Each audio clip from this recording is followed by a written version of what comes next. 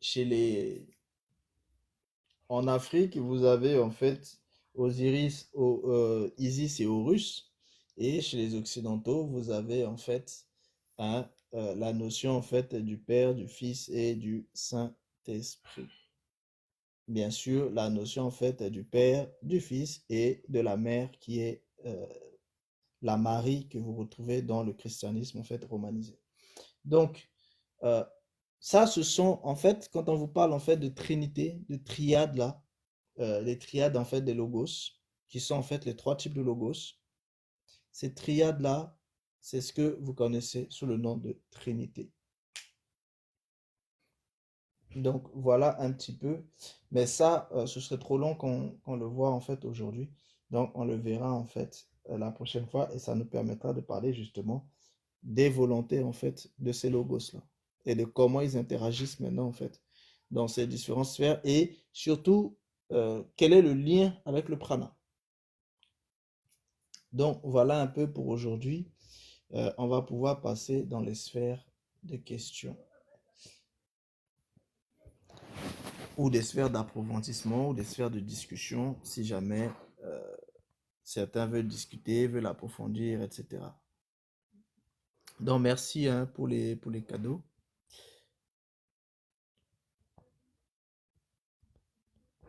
Donc, euh, prana, c'est le corps éthérique, si j'ai bien compris. C'est lié au corps éthérique et puis c'est le souffle vital. Prana, c'est le souffle de vitalité. Oui. Si tu veux, en fait, prana, c'est la notion de vie pour le système pour tout le système bovin. C'est la notion de vie. Et cette notion de vie-là, prana, c'est exactement la même chose que les Égyptiens appelaient ankh. Mhm. C'est exactement la même chose. Bon, cette notion de prana-là, il est celui qui vit dans un corps. Et le corps dans lequel il vit, son enveloppe, c'est ça qui est le corps éthérique. Sa maison, c'est le corps éthérique.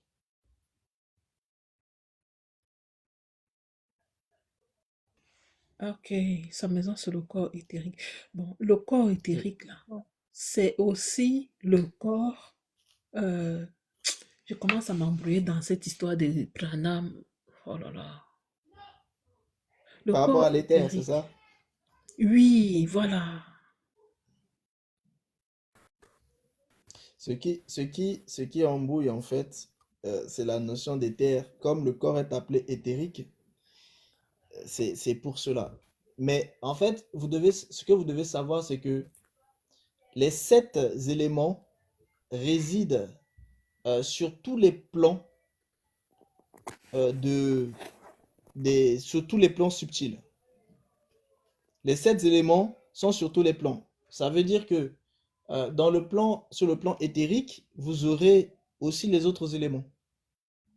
Donc, ça veut dire que euh, là où vous avez en fait les sphères en fait du prana, qui est dans sa maison, qui est le corps éthérique, vous retrouvez tout de même en fait cette sphère en fait éthérique là en fait qui réside en fait dessus.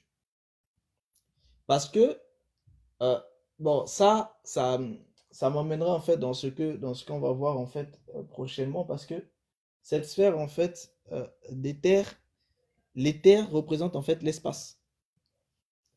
L'éther c'est l'espace. Or l'espace bah, est partout. Si vous voulez, l'éther c'est le vide. Le vide est partout. Mais ça, vous allez mieux comprendre quand on va parler des logos, des trois logos. Et là, vous allez mieux comprendre. Mais voilà, c'est le double éthérique est appelé double éthérique, mais c'est pas lui qui est lié tout de suite en fait à l'éther. Il est le double éthérique parce qu'il est constitué en fait de force éthérique, mais par contre, en lui habite un être. C'est comme si en fait prana est l'être qui vit, c'est-à-dire prana est le souffle, c'est-à-dire prana est la vitalité qui vit à l'intérieur du vide. C'est pour ça que Indra dit qu'il est prana. Vous voyez un peu? Si vous voulez, la notion de prana ici, vous pouvez quasiment en fait l'associer à la notion en fait de atome qui est dans le noun. Bon, quand je dis atome dans le noun, c'est un petit peu c'est un petit peu encore trop profond. Euh, mais si vous voulez, parce que si vous considérez le vide, c'est que on vous dit que la notion de prana, c'est quoi? Prana est une vitalité, un souffle, mais un souffle de vitalité, c'est-à-dire qui donne l'animation, qui donne la vie, parce que pour eux, l'animation, c'est la vie. Donc, un souffle de vitalité qui réside à l'intérieur du vide. Or, le vide, ben, c'est l'akasha, c'est-à-dire c'est l'éther. Donc, c'est un souffle de vitalité qui vit à l'intérieur du vide. Donc, c'est normal que le corps de prana est le corps éthérique. Vu que prana de base vit dans l'éther. Éther qui est le vide. L'espace quoi. Et tout ça, c'est l'élémental qui a créé tout ça. Ben oui, l'élémental, il est l'essence réincarnant.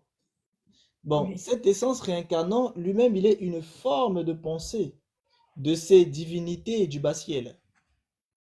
Sachant Mhm. que à la tête de ces divinités du bas-ciel réside qui? Indra. Indra qui vous dit qu'il est prana. Donc, c'est comme si, c'est pour ça que vous avez 5 pranas. Vous avez 4 pranas et un autre prana. Donc, ça fait les 5 pranas. 5. Mhm. Voilà. Donc, Indra qui règne au-dessus des 4 euh, rois dieux du bas-ciel. 4 rois dieux que vous retrouvez aussi en fait en Égypte, mais sous un autre nom. Et ça, on l'avait vu en fait ensemble, si vous vous souvenez. Mhm. Kébésénouf, etc. C'est-à-dire ceux qui résident dans les vases canopes. Oui.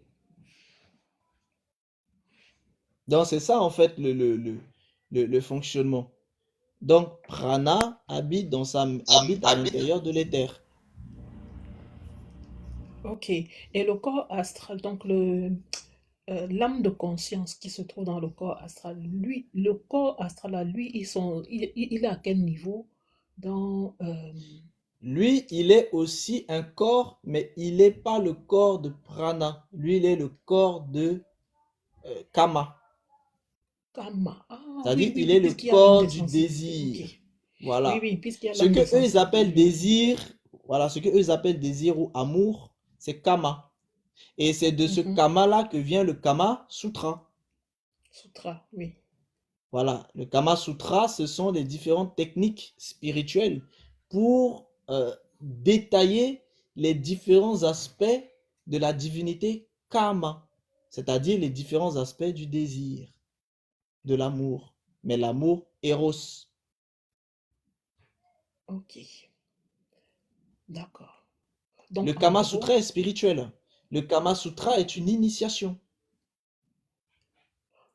ok. Donc, en C'est gros, entrer on dans les a... profondeurs de Kama. Ok. En gros, selon le système des bovins, nous avons plusieurs corps, du coup. Le corps, le véhicule que nous avons là actuellement est composé de plusieurs corps, en fait. Oui, Ok, je comprends maintenant. Parce que qui c'est eux là où sont j'étais un peu subtils. perdu. Donc, Oui, il oui, y a oui, le, il qui y a sont le, il y a subtils. le corps Et chacun des physique. corps subtils a son corps aussi. Non, chacun des corps subtils a l'élément qui règne en lui. Par exemple, Ah, le oui. corps, oui, le corps astral, lui, il a une entité qui règne en lui, qui s'appelle Kama, Karma. c'est-à-dire le désir. Mhm. C'est pour ça qu'au niveau du corps astral, vous allez retrouver les sphères des émotions, des sensations, du désir.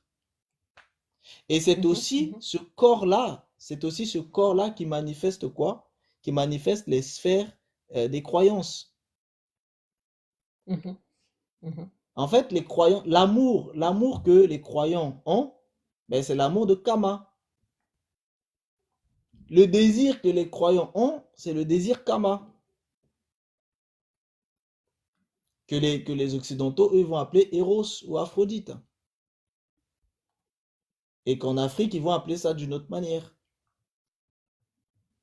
Par exemple, vous avez la divinité aussi de la sexualité et tout ça en Afrique. D'où vous avez aussi ces sphères du phallus où on retrouve toujours en fait les aspects. Tout ça, c'est les sphères en fait des choses sexuelles, des choses du désir. Et quand vous voyez en fait les musiques et tout ça, vous voyez bien que les musiques sont basées principalement sur cette entité-là.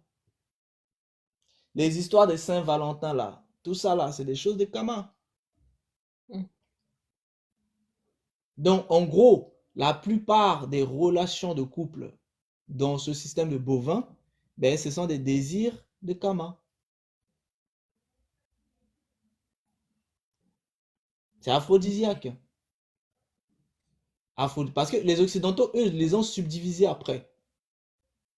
Donc, tout comme tu as vu qu'il y a plusieurs pranas, ben, Kama Mhm. aussi, il a en fait ses subdivisions. C'est Donc, les subdivision. Occidentaux, Mhm, eux, après, ils vont subdiviser ces aspects-là et ils vont leur donner des identités distinctes.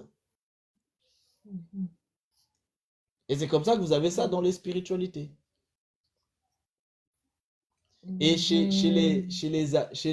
les Égyptiens, cette notion d'amour-là, c'était ce qui était en fait, qui avoisinait les sphères de la divinité Hathor, c'est-à-dire la vache. Mhm. Dans cette notion d'amour, c'est-à-dire Hathor est assimilé un petit peu à la notion en fait de Vénus. Notion de Vénus qui est assimilée à la notion d'Aphrodite. Notion d'Aphrodite qui est assimilée à la notion en fait du désir, etc. Aphrodite, Eros, qui est assimilé en fait à ces notions-là en fait de désir.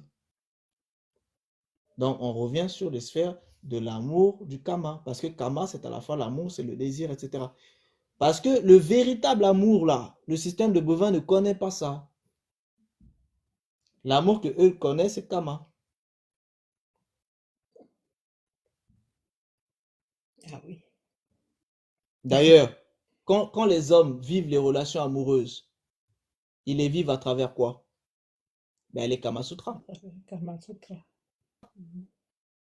Oui, à travers les rituels. Parce que le Kama est un rituel. Hein. Chaque fois que les gens pratiquent le Kama Sutra, ils sont en train de pratiquer des rituels de Kama. Ils peuvent dire qu'ils ne sont pas d'accord avec les trucs hindouistes et tout, et tout, et tout. Chaque fois que vous pratiquez du Kama Sutra, vous êtes en train de faire un culte en fait à Kama, que vous le voulez ou non. Point barre. Et pourtant, les gens aiment bien, hein, position de ci, position de ça, ben c'est Kama. D'où le Kama Sutra. N'en plaise à ceux qui veulent, hein, c'est comme ça. Kama Sutra. D'accord. Donc là, prana, c'est le corps de vitalité. Ok. Donc c'est le corps éthérique. Non, prana n'est pas le corps. Hein. En fait, le corps éthérique est le corps, c'est-à-dire le véhicule de prana. De prana, pardon, oui. Oui. Et il est animé Prana, par le prana souffle de prana. voyage. Non, prana voyage dans l'être, dans ce corps-là qui est le corps éthérique. C'est dans ce corps que prana voyage. Ok. Mais les gens de la société théosophique, tels que Blavatsky, eux, ils ont essayé. Parce que vous savez que la notion de prana, la science occidentale ne reconnaît, a du mal en fait à concevoir la notion de prana. Par contre, il conçoit bien la notion de fouat. Donc, en gros, tout ce que la science vous appelle onde ou spectre électromagnétique, là, eh ben, c'est ce que les hindouistes, ils appellent fouat. F-O-H-A-T. Foat. C'est-à-dire, eux, ils englobent ça dans ça. Et c'est ce que les Occidentaux appellent l'électromagnétique. Donc, les spectres électromagnétiques, c'est-à-dire tout ce que vous connaissez comme lumière, infrarouge, les ondes radio, le son, la chaleur, le magnétisme, tout ça là, ben, eux, les hindouistes, ils vous mettent ça dans Foat. Prana, c'est encore autre chose. Le scientifique qui a commencé, occidental, qui a commencé à vouloir façonner les choses de prana, ben c'est le docteur Wheeler dont je vous ai parlé en fait mardi, enfin dont je vous ai parlé, oui, mardi, qui a mis en place en fait l'orgone par rapport en fait à la notion d'orgasme et de machin, et d'organisme. Donc l'orgone. Donc, il a essayé de définir justement prana par rapport à ça. Mais prana, c'est aussi ce que les Égyptiens appelaient ankh. Or, chez les Égyptiens, ankh représente deux aspects. Non seulement l'aspect de la vie matérielle, mais aussi l'aspect de la vie infinie, que eux, ils vont concevoir comme étant la vie éternelle. Parce que ankh a deux aspects. Non seulement la vie classique, la vitalité, mais aussi cette notion-là, en fait, de vie, euh, de vie éternelle. D'où, quand quelqu'un arrive au dernier niveau en Égypte antique et que la personne atteint le niveau d'un sarou, c'est-à-dire de ce que les Africains vont appeler en fait les ancêtres méritants, c'est-à-dire qui sont devenus en fait les ancêtres qui sont bien sûr adulés en fait dans les cultures en fait africaines. Ce niveau-là, eh ben, il est aussi apparenté à la sphère de la momification, c'est-à-dire la momie elle-même. Pourquoi? Parce que la momie est au niveau de Ankh, au niveau de ce que les Occidentaux vont appeler corps vital, corps éthérique. Et c'est d'ailleurs pour ça aussi que l'ombre aussi est assimilée à ce niveau-là. C'est pour ça dans les spiritualités africaines, pour en fait vous faire du mal, on peut capturer en fait votre ombre et on vous tue, mais vous ne mourrez pas parce que votre ombre n'était pas là au moment où vous avez été mis à mort, parce qu'il a été capturé. Donc c'est juste votre être qui a été mis à mort, mais pas votre vitalité. Donc ensuite, à travers des incantations, il ramène, il recolle votre corps éthérique qui se manifeste aussi sur cet aspect d'ombre. Il le recolle en fait à votre être. Et comme c'est recollé à votre être, ils font sortir en fait le cadavre du son sépulcre. Et ensuite, ils l'emmènent en fait travailler en esclavage ailleurs. Vous le retrouvez ça dans l'esclavage spirituel dont je vous ai parlé quand on parlait du Famla et tout ça. Vous voyez un peu? Donc ici, tu vois, tu retrouves en fait tous ces aspects-là. Donc, lui, le prana, il voyage à l'intérieur de ce corps éthérique. Et prana, c'est ce que les Égyptiens appelaient déjà ankh. Ankh qui voyage à l'intérieur du corps de vitalité.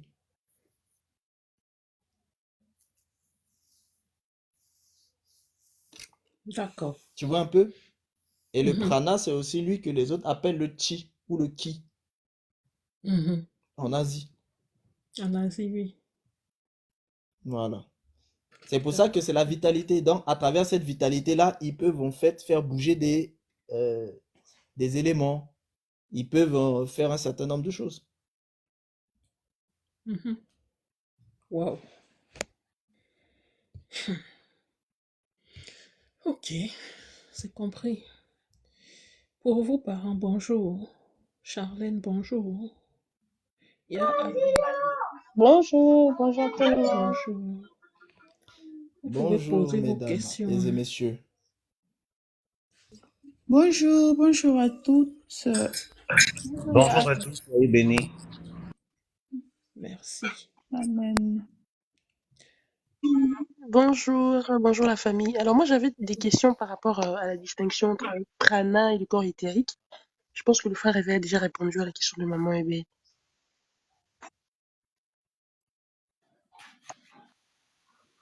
Bonjour famille. Bonjour SFR.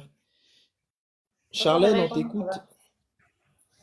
Oui, bonjour. J'ai répondu. Bonjour Charlène, bonjour SFR.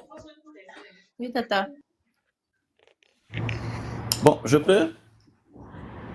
Oui, tonton. Oui, est-ce que Charlène avait un questionnement parce qu'elle était montée depuis tout à l'heure? Ah, Charlène, allez-y. Non, non, il peut parler d'abord. Je suis là. Après, je vais parler. Ok. Je peux le... Merci. Oui, on t'écoute, Yal. Frère Éveil, je voudrais un peu parler je voudrais un peu que l'on parle des 7 éléments. Quand je parle des 7 éléments, je parle de l'air, l'eau, le feu. Il y a quoi d'autre même que j'ai oublié? Ça fait 3. La terre. La terre, la lumière, les ténèbres. Le feu. Non, l'espace, je pense. Non, attends. Il y a 4 éléments qui sont la terre, l'air, l'eau et le feu.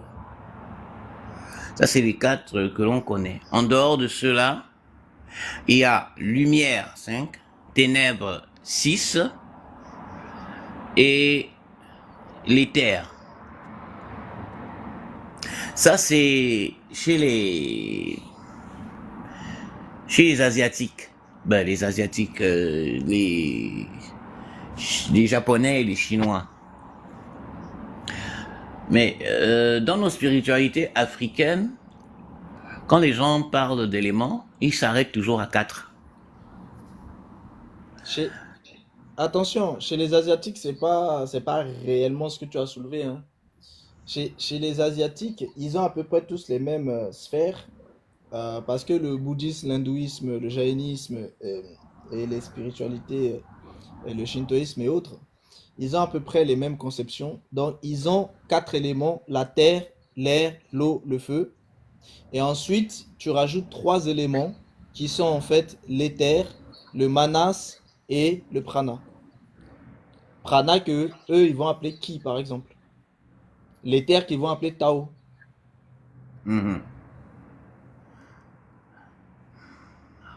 Et l'autre, en fait, qui est le manas. Donc, le ki et le tao et le mana,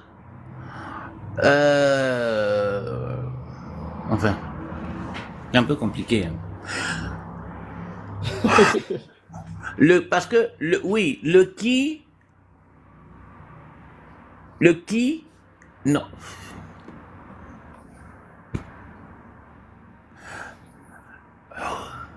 Mais le ki, c'est le prana. Oui, c'est l'énergie. Enfin, c'est une onction interne. Non, non. Externe.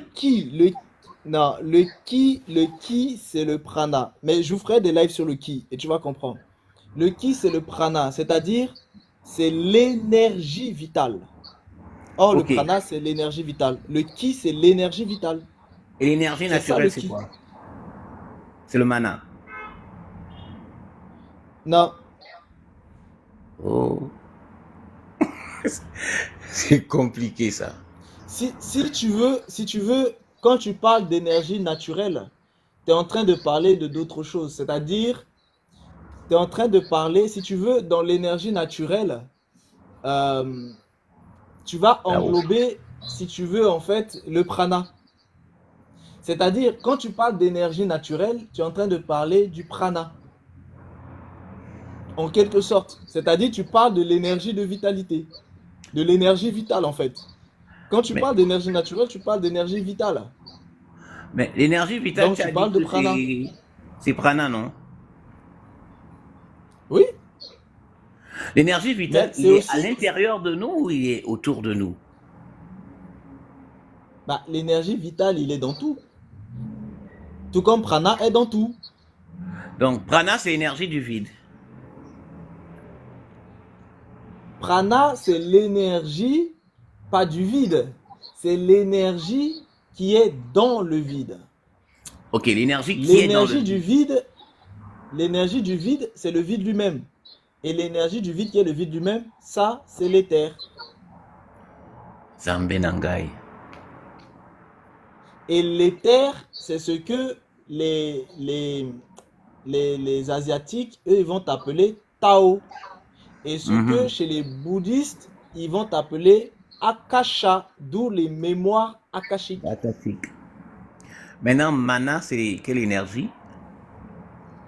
Manas, c'est l'énergie en fait du, du mental, c'est-à-dire cet aspect Psychique. de corps mental inférieur, supérieur, avoisinant aussi les sphères en fait du corps causal, etc. Mais ici, dans ce mental-là, pour que ça vous fasse simple et que vous compreniez clairement ce que c'est, eh bien, le manas, vous l'associez directement à la sphère bouddhique, donc au troisième œil, à l'éveil. Ça, c'est le manas. Ok. Donc, la Eka. C'est-à-dire la notion, non, pas Eka, c'est-à-dire la notion de l'intellect. Mais pas Le seulement. mana? Donc, dans le manas, tu as non seulement l'intellect, que L'imagination? vous connaissez comme le... Non, non, non. Attends. Le manas, vous avez l'intellect que vous connaissez sous la sphère de Bouddhi. L'intellect, c'est Bouddhi, c'est-à-dire sous l'aspect de l'éveil. Quand vous parlez d'éveil, vous parlez de la sphère intellect du manas. C'est-à-dire vous parlez du Bouddhi. D'où Bouddha. Ok. Mais, D'où l'œil d'Horus. Bon, dans la sphère de Manas, il n'y a pas que ça. Manas, vous devez ajouter aussi l'inconscient, que eux, les hindous, ils appellent Sita. C-I-D-T-A. Ça, c'est le côté inconscient. Et rappelez-vous, inconscient qui, lui, réside, Freud vous a défini que l'inconscient réside dans le ça, c'est-à-dire dans les sphères du désir, mais charnel. C'est-à-dire l'entité qui est cachée dans la matière. Donc vous avez aussi cette sphère de Manas dedans. Mais Manas, c'est pas tout. Manas, vous devez aussi lui accrocher la sphère de la conscience classique.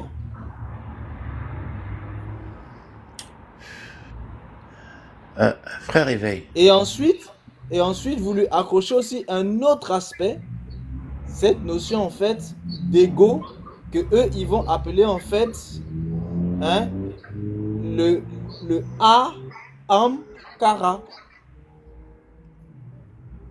Dans le manas, vous l'englobez déjà, rien que. Bah après, j'entrerai en profondeur. Quand je vous parlerai du manas, j'entrerai en profondeur pour vraiment vous compreniez toutes les complexités en fait du manas. Mais en gros, le manas en fait, si vous voulez le penser à la notion en fait occidentale, la notion de manas, c'est là où vous allez mettre la sphère de la pensée, la sphère de l'esprit, la sphère du mental ou la sphère de l'intellect. Ça, c'est le manas. Frère éveil. Oui. En fait, de ce que je... Tu as beaucoup de bruit derrière toi, Yal, s'il te plaît. Essaie de t'isoler. Excusez-moi, je vais fermer les fenêtres. De ce que je sache, le mana, pour activer le mana et utiliser son pouvoir, matérialiser les choses, donc sortir, matérialiser les choses, donc les sorties de l'imaginaire vers la dimension dans laquelle, la dimension matérielle, il faut l'imagination. Mais si c'est la sphère de l'intellect et de la pensée, est-ce qu'ils ne sont pas contraires? Mais eux, chez eux, l'imagination, c'est ce qu'ils appellent la pensée. Ok. Donc c'est un problème de terme alors. C'est pour ça. Oui, c'est pour ça que je vous ai dit, il faut faire attention. Euh, Eux, pour eux, l'imagination, c'est la pensée. Et tout à l'heure, j'ai expliqué en fait que ça se met en place lorsque les organes se forment. Vous avez les cerveaux en fait qui vont se former, notamment cette notion en fait de Janendriya, c'est-à-dire cette sphère en fait de connaissance, hein, avec les centres en fait qui se mettent en place en fait dans le cerveau, qui va développer en fait des choses telles que les yeux, les oreilles, les langues, le nez, la peau, etc. C'est-à-dire et aussi les sens astrales. Et vous avez aussi cet aspect en fait d'action qui est le Karmendrias, qui lui va amener en fait aussi le cerveau physique et d'autres aspects en fait, c'est-à-dire les mains, les pieds, etc. par rapport aux constitutions en fait de l'être. Donc tout ça tu le retrouves. Et je t'ai expliqué aussi que par rapport en fait au système cérébro-spinal, Mhm. lui aussi il est formé par des impulsions en fait venant du monde mental. Et pour que Mhm. les impulsions viennent du monde mental, c'est parce que en fait le prana, le prana du niveau en fait du prana éthérique, avec aussi l'aspect physique, est Mhm. lié en fait avec le prana astral qui se situe en fait au niveau astral et aussi avec le prana en fait mental, c'est-à-dire au niveau de la pensée qui se situe au niveau en fait du manas. Donc quand ils sont liés, tu vas avoir en fait le monde mental qui va s'ouvrir maintenant en fait à la personne. D'où la personne en fait entre dans les sphères en fait, elle développe en fait ses aspects cérébrospinal et elle va pouvoir commencer à créer à travers son imagination, c'est-à-dire à travers Mhm. sa pensée. Tu as raison, ça prend un cours spécial, tout un cours pour ça seulement.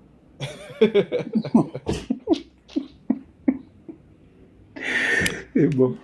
En tout cas, merci beaucoup. mais, mais vous avez vu que eux, en fait, ils ont développé ça ils ont détaillé pour que les gens connaissent. Parce que, euh, en fait, les choses que je vous explique là, c'est ce que dans les, dans la chimie, en fait, occulte, ils enseignent à ceux qui vont pratiquer, en fait, les médecines dans ce sens-là. C'est-à-dire, à ceux qui vont être, en fait, des médecins des sphères Du système. spirituelles.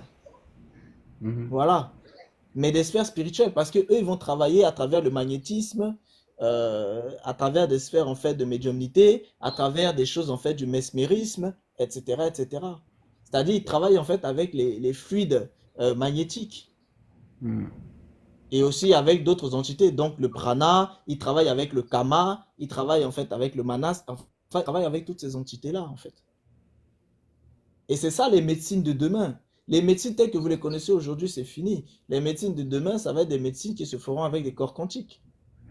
C'est-à-dire, les médecins iront directement à l'intérieur des corps quantiques et ils soigneront les gens. Il y en a qui le font déjà, en fait, à l'heure actuelle. Ça aussi, c'est des enseignements que je vous ferai pour que vous compreniez un petit peu ce qui se passe et et ce qu'est le système de la septième dimension. Parce Ok. que tout ça, en fait, tant que les gens ne comprennent pas ça, ils auront du mal à concevoir les choses de la septième dimension. Et même, en fait, les sciences matérialistes qui vont être mises en avant, ce seront des sciences quantiques. Or, ces sciences quantiques-là, eh ben, c'est une scientification, entre guillemets, ben, de ces choses-là. C'est-à-dire, c'est ramener en fait au niveau physique ces choses, en fait, ces termes en fait occultes. C'est-à-dire là où chez les occultistes vous allez entendre éther, vous allez entendre gazeux, éther et, et atomique, semi-atomique, etc. Là où vous allez entendre ça, chez les autres, vous allez entendre des choses du style atome, du style noyau de l'atome, du style en fait proton, du style neutron, électron, etc. C'est exactement les mêmes choses, sauf qu'ils utilisent des noms différents. Or, vous savez très bien que la science de demain, qui est déjà là en fait en réalité, mais ils ne veulent pas justement le dire aux gens, c'est une science qui est quantique. Vu qu'ils utilisent déjà en fait des énergies en fait du vide. Or, le vide, c'est quoi? C'est l'éther, Mhm. c'est la kasha. Or, vous ne pouvez pas travailler en fait concrètement avec l'énergie de l'éther si jamais vous ne travaillez pas non plus avec le prana. Parce que le prana, mais ça vous allez le voir la semaine prochaine quand on va voir les logos. Vous allez comprendre l'interaction qu'il y a entre le prana et l'akasha. Akasha qui est ce que les occidentaux appellent éther. Mais en gros, la science de demain, si tu n'es pas transmuté, tu ne pourras pas l'utiliser. Voilà. C'est pour ça que ceux qui sont dans les sciences classiques d'aujourd'hui, là, ils seront en fait les rebuts de la société de demain. Les Merde. médecins d'aujourd'hui n'auront plus de boulot demain. Mais regardez, je vais vous donner un exemple simple. Vous aurez en face de vous des homo deus. Vous ne pouvez Mhm. pas soigner un homo deus, c'est-à-dire vous ne pouvez pas soigner un méta-humain tel que vous allez soigner en fait un homme classique. C'est pas possible. Les sociétés de demain, ce seront des homo deus. Ils ont déjà transmis en fait toutes les instructions des homo deus aux différents dirigeants du monde. Et les sciences, les vraies sciences, sont déjà en train de se préparer, les sciences de ce monde, hein, sont déjà en train de se préparer pour s'adapter aux sciences de la septième dimension. Or, les sciences de la septième dimension, ben, c'est les profondeurs des choses que je suis en train de vous expliquer là. Donc, sans ces connaissances-là, vous serez perdu. Mais regardez, vous allez venir en face, parce que eux, ils vont matérialiser ces choses-là sous forme d'hologrammes. Parce que les hologrammes, c'est quoi? Les hologrammes sont des projections, en fait, d'entités, en fait, de conscience mentale. C'est ça, les hologrammes. L'hologramme, c'est une projection d'une conscience mentale. Une projection d'une corporité d'idées. C'est ça, un hologramme. Et bien ça, c'est des niveaux, en fait, des dimensions éthériques. Donc, vous êtes déjà dedans, mais vous ne le savez pas. Parce que le monde ne dit pas la vérité de la réalité dans laquelle ils sont à l'ensemble du peuple. Mais c'est ça la septième dimension. C'est ça le système virtuel réel. Bon. Euh, Par exemple, la médecine de demain. À ce que moi je vois, il faut du mana et Fouat, l'énergie de la lumière. Donc, pour faire la médecine de demain, si tu ne peux pas manifester ça, tu pourras pas faire de la médecine. Parce que selon eux, ceux qui guérissent se trouvent dans l'énergie de la lumière. Oui, l'énergie, Ah. en fait, quand tu parles d'énergie de la lumière, tu parles en fait de Fouat, c'est-à-dire l'électricité. Parce que eux, Mhm. la lumière, c'est l'électricité. Or, l'électricité, c'est quoi? Bah, l'électricité, c'est tout simplement, en fait, l'électricité, c'est-à-dire la lumière se manifeste comment dans le système de Bovin? La lumière se manifeste à partir d'informations qui est chargée en énergie. Mhm. Or, l'énergie, c'est quoi? C'est l'action. L'énergie, tu mélanges la connaissance et l'action. Ça te forme l'énergie. Donc, tu constitues une conscience. C'est ça pour eux, la lumière, l'électricité, c'est ça. Bon, ils vont soigner les gens avec les consciences. Mais ils soignent déjà les gens avec les consciences, mais les gens ne savent pas. Quand on vous parle d'atomes, les atomes, c'est quoi? Les atomes, ce sont des informations énergétiques. Ce sont des consciences. Mhm. Wow. On vous parle d'atomes, on vous parle de molécules. Molécules, c'est quoi? Molécules, c'est les dimensions éthériques. Mhm. Et ils l'ont Effectivement. maîtrisé comment? À travers, en fait, la notion d'échelle. La notion d'échelle qui a permis pour eux de définir la cinquième dimension. Parce que la quatrième dimension, ils la maîtrisent déjà à travers, en fait, la théorie de la relativité. Mais dans la théorie de la relativité, de Einstein et tout ça, et aussi de la relativité restreinte, ils avaient déjà compris ces notions-là, en fait, de l'éther, mais ils ne voulaient pas en parler, tout simplement.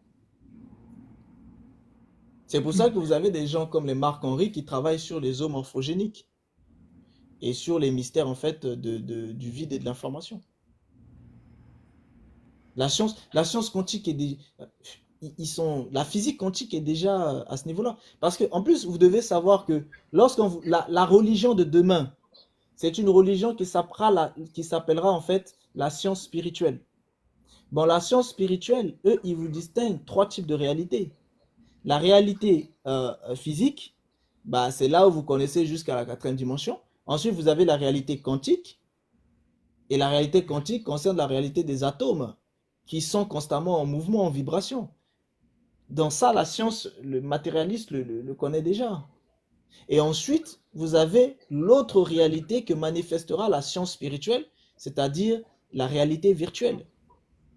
Et la réalité virtuelle, c'est quoi? Bah, c'est ce que les Égyptiens façonnaient et enseignaient en fait déjà, mais qu'ils appelaient la magie.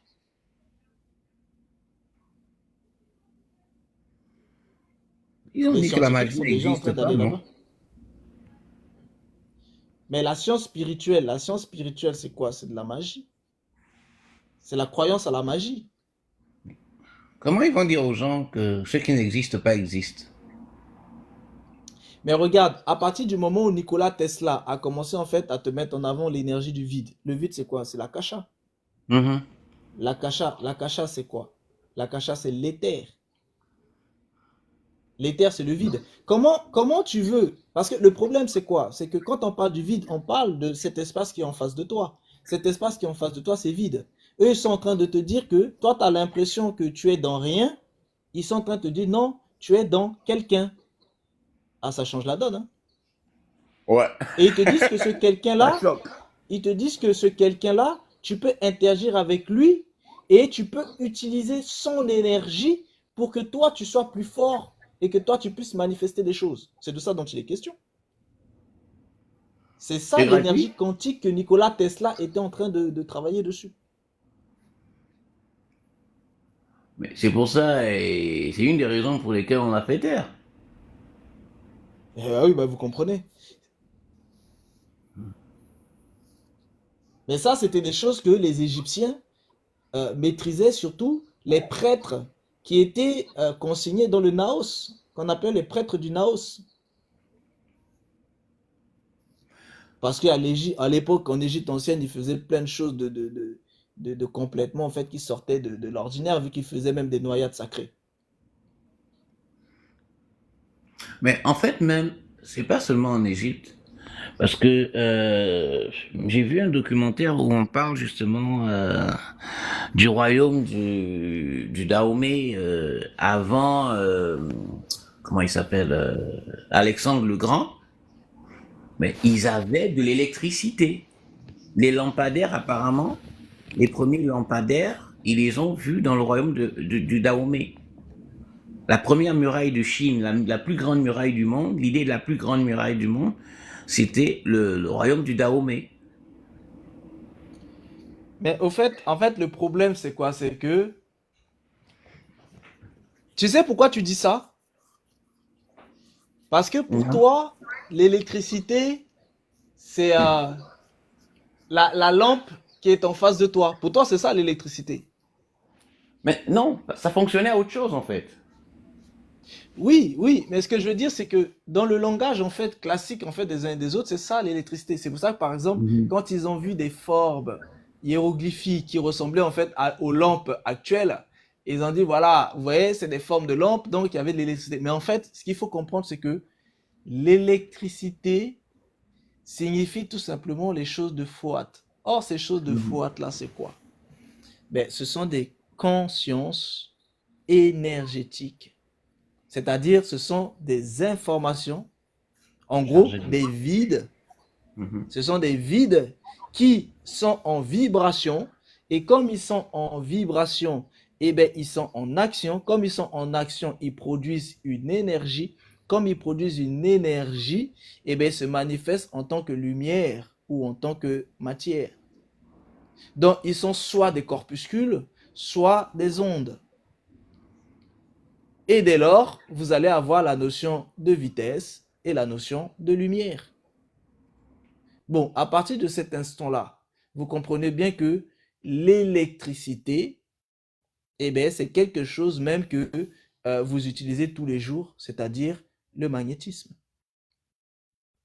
c'est de l'électricité, le magnétisme. C'est d'ailleurs pour ça que les lumières là sont appelées comment? Des spectres électromagnétiques. Un mélange de magnétisme et des électrons. Mais où vous allez avoir aussi les relations avec en fait les protons et les neutrons, d'où vous retrouvez des sphères de photons, en gros de la lumière. Donc c'est de ça dont il est question. Ça a toujours été dans le système de Bovin. C'est pas nouveau. Les Occidentaux, ce qu'ils ont fait, c'est que ils ont caché tout ça et ils ont voulu habiller des consciences dans des enveloppes de minerais. Et c'est comme ça qu'ils vont vous prendre en fait du cuivre et ils vont vous mettre en fait, ils vont vous faire défiler justement ces consciences-là à l'intérieur du cuivre.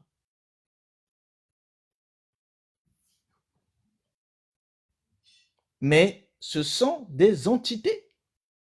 La science matérialiste, ce sont des entités. C'est pour ça que les ondes là que vous avez, le système Wi-Fi et tout ça là, ce sont des entités. Ce sont des êtres qui étaient considérés comme des divinités. C'est eux là qui sont en train de tous vous ramener dans votre quotidien à travers des boîtes. En gros, avant, on prenait du bois et on mettait ça sous forme de... Les gens taillaient du bois et ils le sculptaient et ils mettaient en fait des énergies des divinités dessus et les adoraient. Et bien aujourd'hui, ils prennent plus du bois, ils prennent des boîtes et ils mettent aussi ces divinités-là sous forme de conscience à l'intérieur et les gens les adorent. Donc, on nous a mis dans l'idolâtrie comme ça. Bien sûr. Jesus Christ. C'est fou. Vous pensez que la technologie, c'est quoi? La science matérialiste, c'est quoi? Vous pensez que les photons, tout ça, c'est quoi? Sont des divinités? Mieux on va rester. Je comprends maintenant la notion du désert. Hein. Pourquoi on doit aller rester au désert? Je comprends. On doit fuir tout ça. Ouais, mais tu vas fuir ça, il faut vraiment un lieu, parce que de nos jours, vous voyez bien que ils sont en train de chercher à câbler en fait toute la Terre et à la connecter via en fait les satellites. Même les gens qui sont dans les villages, ils essaient en fait de mettre des satellites pour connecter les gens à travers en fait les réseaux Wi-Fi, etc. Et les réseaux satellitaires. Bon, à votre avis, tout ça là, ce sont des entités, ce sont des divinités. Quand vous êtes connecté en fait avec ces divinités, ben, ils sont en vous et vous aussi vous êtes en eux. Donc c'est une relation, c'est une interconnexion. Donc, Et ils c'est sont ça le même allés système prendre du réseau. je suis dans le père est en moi. Ils sont allés prendre ça aussi pour déformer ça. Mais ça je vais vous expliquer ça quand on va parler de Logos. Oh. Et vous allez comprendre le mystère, vous allez comprendre ce qui est caché derrière les sphères de la Trinité. Là. Oh, le monde là me dégoûte. Il y a un, tu vas comprendre pourquoi beaucoup n'a pas S. Tu vas comprendre pourquoi beaucoup ne prennent pas S. C'est maintenant que ça te dégoûte, mon frère. Il y a longtemps. Parce que tu vois, quand je posais la question tout à l'heure, là, c'était pour comprendre, pour dire que mais j'ai dit, finalement, on a combien de corps dans nous là? Ouais, on souffre. Il y en a plusieurs. Mais oui. D'entrée de jeu, on est foutu. C'est pas du jeu. On n'a toujours pas entendu Charlène. Ok. Oui, je Il y suis a les là. problèmes de connexion. Oui, ça me fatigue beaucoup. En fait, ce que je voudrais ajouter sur ce que vous venez de dire là, à chaque fois que vous parlez là, ça me rappelle les séries de, comment on appelle, Black Mirror que j'ai regardé sur Netflix. Là. En fait, ces films-là parlent beaucoup de tout ce que vous dites là, en fait. Ou la mémoire, comment on appelle, la conscience dans les puces et tout ça. Là. Ça me rappelle à chaque fois les films. Ça décrit quoi le film que j'ai regardé là. C'est tellement réel. Oui, oui, mais ça, c'est déjà là, hein, à Oui, travers oui. la puce Neuralink de Elon Musk. Quand tu regardes même Black Mirror, tu comprends vraiment tout ce que tu dis en fait. Tu comprends très aisément. Tu comprends ça très Tout à aisément. fait. Parce que les séries, il y a plusieurs séries en fait. Il y a plusieurs films. Et à chaque fois, ça va de plus en plus. Tu es choqué à chaque fois. Parce que ça part des choses futures qui sont déjà là. Et que peut-être on n'est pas au courant, mais qui se passent quelque part là-bas. Et après, tout le monde va signer quoi. Tout à fait, c'est ça. Oui, Black Ça Mirror fait explique peur. en fait ces différents. Chaque histoire de Black Mirror explique des aspects différents en fait du système en fait virtuel réel. Oui, oui, oui, Mais ils le exactement. disent en fait sous forme sous forme cinématographique de science-fiction pour ne pas que la masse en fait comprenne, mais ce sont des messages subliminaux pour Oui, voilà, des gens préparer qui les sont dans leur consciences et système. tout. Et aussi pour nous Voilà, c'est ça. préparer comme ça, quand ça arrive là, on dit ah oui, on a déjà vu, on savait et tout et tout. Exactement, c'est ça. La dernière fois, je devais C'est de... revenir. Oui. Oui, je devais revenir sur le live. Je crois que mardi, il y a eu un mardi où il n'y avait pas eu de live. Et vendredi aussi, j'ai pas pu parce que je suis pas rentrée vite. Tu m'avais dit si je revenais, je pouvais poser les questions. Eh, toi, tu vas me laisser parler. Poser les questions par rapport à ce que j'avais vécu une fois à l'église là. Ok, on t'écoute. Et donc, il y avait une convention, la convention de l'église où je me suis baptisée là. Et à la convention, le pasteur, il prêchait. Il a donné un thème où il disait les gens qui sont nés et de leur naissance, il y a eu des blocages.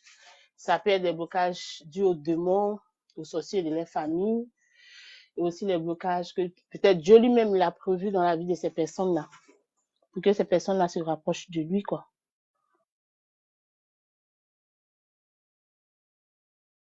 Tout. Après, il a fait l'appel au salut. Et c'est là-bas que je suis partie. J'ai répété la prière encore, la délivrance a commencé. J'étais hors de moi, c'est-à-dire je comprenais pas ce qui m'arrivait. J'ai jamais été comme ça à l'église, jamais de la vie. C'est comme si c'était un esprit qui se manifestait en moi. En tout cas, même ma tenue que j'avais portée, elle était toute déchirée. C'est après, je me suis repris. Ils m'ont amené dehors, ils ont prié pour moi, ils m'ont demandé si j'avais connu des rejets ou des stabilités dans ma vie. J'ai dit oui. En tout cas, quand j'ai accepté le Seigneur, là, après mon baptême, j'ai eu beaucoup de changements. Et je suis tombée sur vos lives au début, vous parliez des familles où, quand on est, il y a des mamies et tout. En tout cas, je me retrouvais dans plein de choses que vous avez dit. En toute sincérité, je ne vais pas mentir, je vais pas cacher ma situation, en fait. Donc, c'est après mon baptême que les choses ont vraiment changé pour moi. Et ça, c'est un témoignage. Donc, quand je viens, puis j'entends le Jésus qu'on adore, c'est pas lui et tout. Je dis, mais celui qui a fait ces miracles, qui m'a beaucoup aidé, qui a fait des grandes choses dans ma vie, c'était qui, en fait? Parce que il a fallu le Christ, hein, il a fallu le Christ qui est dans le monde, dans le système bovin, là, pour que ma vie change véritablement. Parce que j'étais dépouillée, je peux le dire ainsi. En fonction de tout ce que j'avais expliqué ici, j'étais vraiment dépouillée. Parce que quand tu nais dans des familles bizarres, des familles où il y a trop de choses, tu grandis, on te prend tout là-bas. Et puis tu te démènes maintenant après, voilà. D'autres même s'en sortent jamais, ils restent dedans, ils meurent. C'est des réalités. Moi, j'en connais des exemples. C'est pourquoi je dis, je suis vraiment avec beaucoup d'intérêt tout ce que vous dites sur vos lives. Je ne sais pas qui vous êtes réellement, mais ça me parle beaucoup, quoi. Ok. Peut-être Yal voulait t'apporter une réponse. Yal, tu voulais interagir avec Charlène? Oui, Charlène, Oui, bonjour. bonjour. Euh, alors, tu as expérimenté, tu dis, le Jésus des bovins Oui, et une puissance, hein, la puissance oui, de Shekinah. ok. On sait tous que Lucifer est un imitateur. Que, en fait, sa spécialité, c'est imiter ce que le Créateur a fait. ou ce que le Créateur fait. Et dans le système qui a été mis en place, le système des bovins,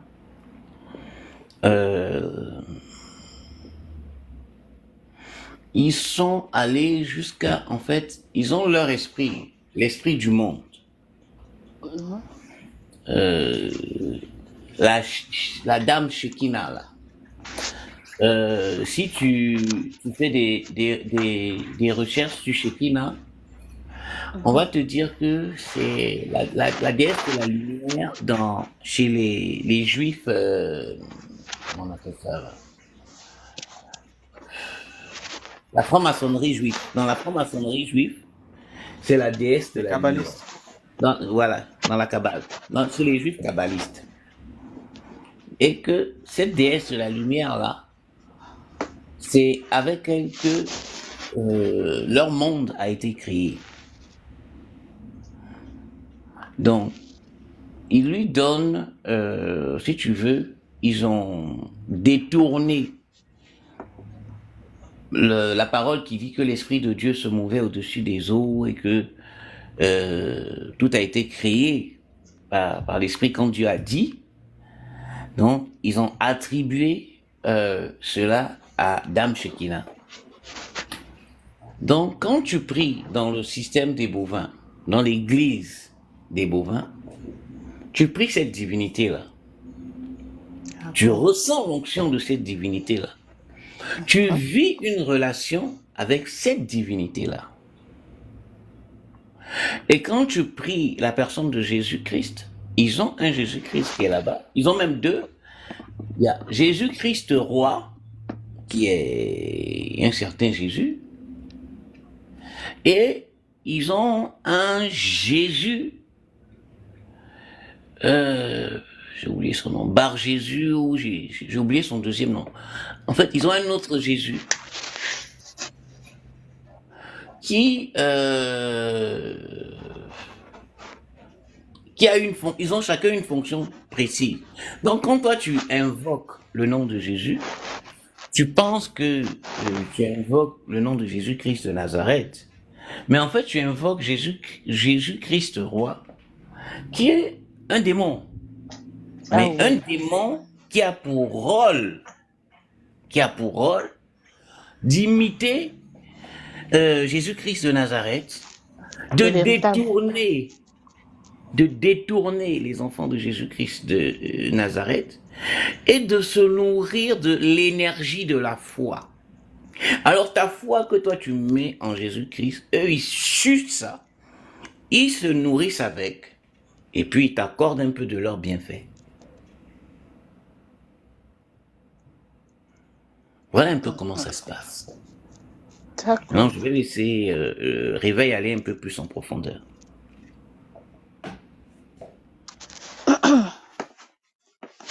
En fait, ce que Yal est en train d'expliquer, c'est qu'il est en train de vous parler un petit peu du système énergivore à travers en fait l'égrégore, hein, Jésus que eux ils utilisent. Mais en fait, pour vous faire comprendre tout ça, il faut que vous compreniez ce qu'on appelle en fait l'alchimie interne juive. L'alchimie interne juive fonctionne sur des sphères de ce qu'on appelle en fait des transducteurs sensoriels. Ils sont au nombre de 5.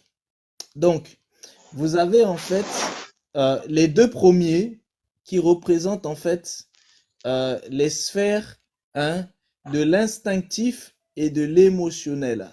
Donc, l'instinctif, c'est au niveau que vous retrouvez vers les sphères en fait du bas, c'est-à-dire ici, c'est l'association en fait de Nefesh. Et au niveau en fait de l'émotionnel, c'est l'association en fait de Ruah, R-U-A-H. Donc, les deux là, c'est-à-dire l'instinctif et l'émotionnel, c'est ce qui forme la Shekinah. Cet aspect en fait de la Shekinah, ça représente en fait le côté négatif, le côté féminin. D'où cette notion de Saint-Esprit pour eux, cette notion de gloire qui est cet aspect féminine, qui est cet aspect de Shekinah. Et c'est ça quand il parle en fait de la notion en fait de Shekinah. Bon, après, je vous donnerai après à quoi c'est un petit peu lié. Quand vous montez au-dessus, vous avez deux autres phases, c'est-à-dire la phase analytique et la phase métaphysique. Dans la phase analytique, vous avez Neshama. Et dans la phase métaphysique, vous avez Aya. Ces deux phases-là forment la notion de Métatron. Et ça, c'est la sphère positive masculine. Et maintenant, au-dessus de ça, vous avez le dernier niveau. Vu que je vous ai dit, il y a 5 traducteurs sensoriels. Au dernier niveau, vous avez en fait le divin, qui lui est sur cette notion de Yehida. W-E-H-I-D-A-H. Et c'est ici que vous retrouvez la notion du tétragramme, Yahweh, c'est-à-dire l'absolu. Ça, c'est les mystères de la Kabbale, le Sefer Yetzra. C'est tout simplement ça qui après est découlé dans le système du christianisme romanisé.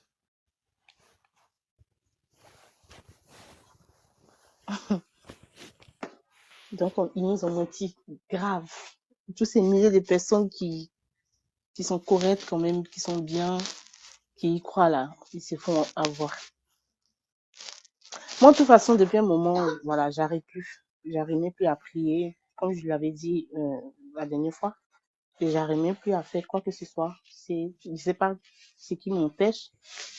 Je suis plus connectée comme au début. Moi, je me disais que peut-être j'ai relâché ou quelque chose. Mais je me posais des questions au fond de moi et tout et tout. Donc, peut-être c'est ça aussi, je sais pas. Mais c'est ça on appelle Oui, l'éveil et aussi, je sais pas. en fait, c'est que le problème qui s'est passé, c'est quand Jésus est venu, quand Yahushua est arrivé, il a apporté un témoignage spécifique et ce témoignage en fait manifeste une vérité et cette vérité c'est quoi? C'est la régénération en fait de l'âme et de l'esprit. Donc cette vérité-là, elle a été prêchée dans le monde, d'accord? Et lorsque elle est arrivée en fait en Égypte, elle a rencontré quelque chose en Égypte. Parce que les Égyptiens avaient déjà ce qu'on appelait en fait le culte osirien. Et le culte osirien manifestait une sphère de régénération, mais lorsque l'on est déjà mort. C'est-à-dire, quand les Égyptiens mouraient, ils faisaient des incantations pour que leurs différentes entités, leurs différentes consciences, avec les porteurs de conscience, puissent être retravaillées afin que cette personne puisse atteindre un niveau pour entrer dans ce qu'on appelait en fait la menti. La menti que les chrétiens aujourd'hui appellent le paradis et que les hindous appellent en fait le nirvana. Donc, c'est un monde qui se trouve en fait dans le premier ciel. Et ce monde-là permet justement en fait à des entités de pouvoir s'y installer, mais dans une dimension en fait subtile qu'on appelle la 5e dimension.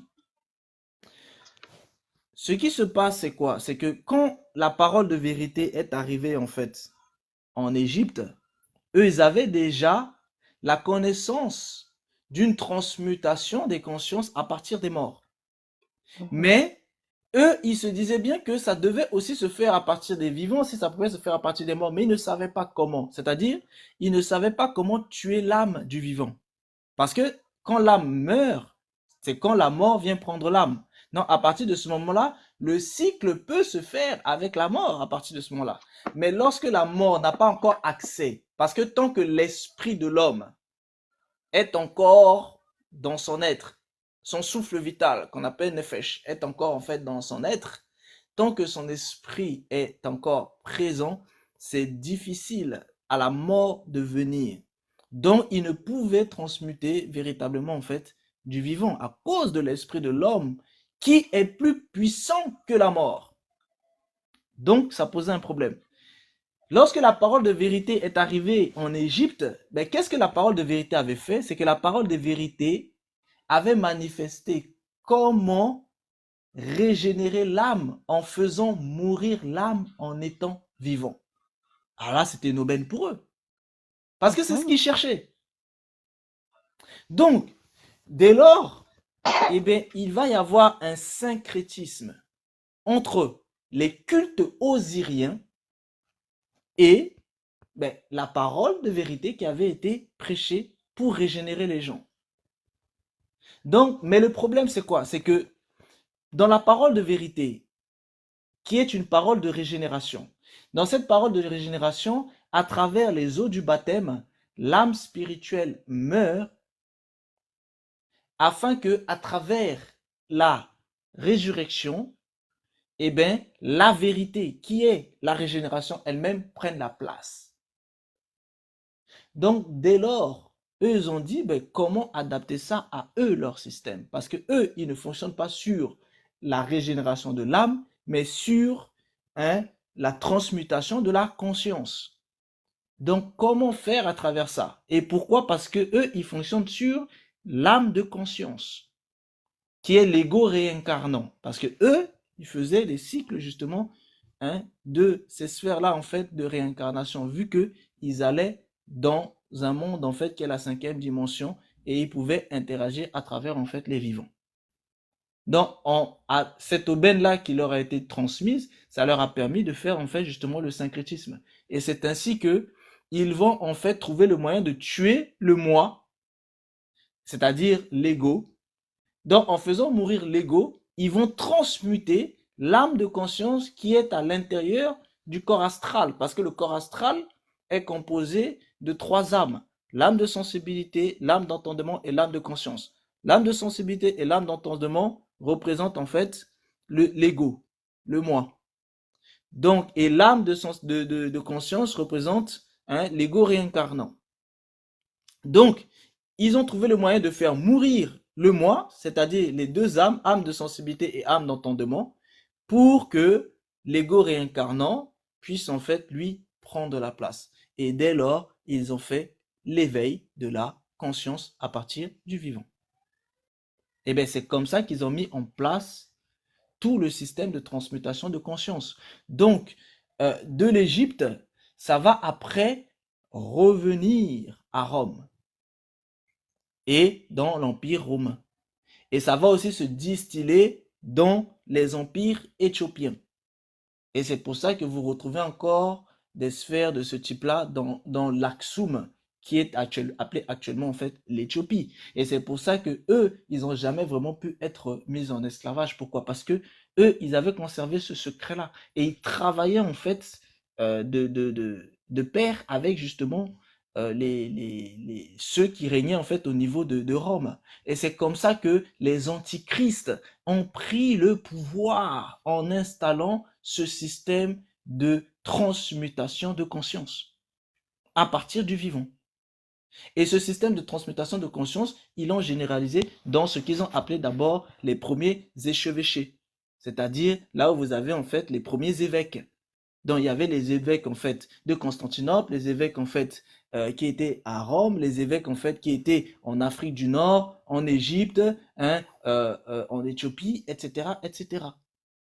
Et c'est de là que vous retrouvez des images, par exemple, en fait, des choses en fait du christianisme en Éthiopie. C'est là que vous retrouvez en fait la Bible éthiopienne dans laquelle eux ils ont maintenu, par exemple, un livre comme le livre d'Enoch. Donc, vous retrouvez en fait tous ces aspects-là. Et donc, les premiers qui à Rome se sont installés, c'est ceux qu'on appelle les premiers gnostiques, qui eux se sont basés sur qui? Sur les Esséniens. D'où ils sont en train de vous trouver maintenant en fait les écrits de Qumran, qui avaient été façonnés par les Esséniens. Donc ces premiers gnostiques-là, ils ont fait quoi? Ils ont fait un mélange de l'hermétisme avec le culte osirien, vu que l'hermétisme est aussi une partie du culte osirien, à travers en fait les rites qui se faisaient en fait à Mitzraïm, et aussi en fait les rites de Memphis, de Mitzraïm, etc. Et c'est là qu'ils ont récupéré aussi les anciennes sphères des compagnons bâtisseurs qui existaient déjà en fait en Égypte, qui vont après mettre en place en fait telles des sphères en fait de la gnose de base, puis ensuite de la maçonnerie opérative, etc., etc. Donc c'est cette gnose de base là qui va établir maintenant la base de ce que vous connaissez comme le christianisme romain. Et ensuite, ils vont se faire exécuter, persécuter par l'évêque de Rome. Et c'est comme ça que l'évêque de Rome va prendre justement en fait ce que eux, ces gnostiques-là, avaient mis en place. Et c'est comme ça que l'évêque